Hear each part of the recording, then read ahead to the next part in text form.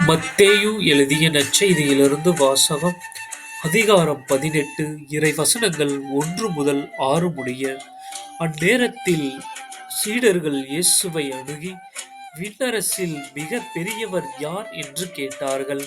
அவர் ஒரு சிறு பிள்ளையை அழைத்து அவர் நடுவில் நிறுத்தி பின்வருமாறு கூறினார்: நீங்கள் மனம் திரும்பி சிறு பிள்ளைகளைப் போல் ஆகாவிட்டால் விண்ணரசில் புக மாட்டீர்கள் என உறுதியாக உங்களுக்குச் சொல்கின்றேன்.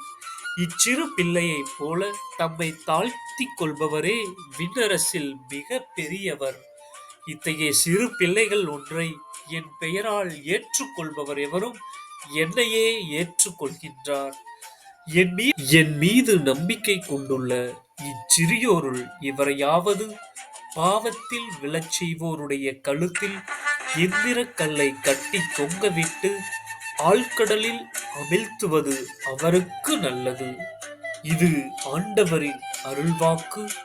இறைவா, உமக்கு நன்றி. ஓ மூவரு இறைவனே, சிறுவர்களின் தூய்மையையும் தாழ்மையையும் எங்களுக்கு கொடுத்தருளும்.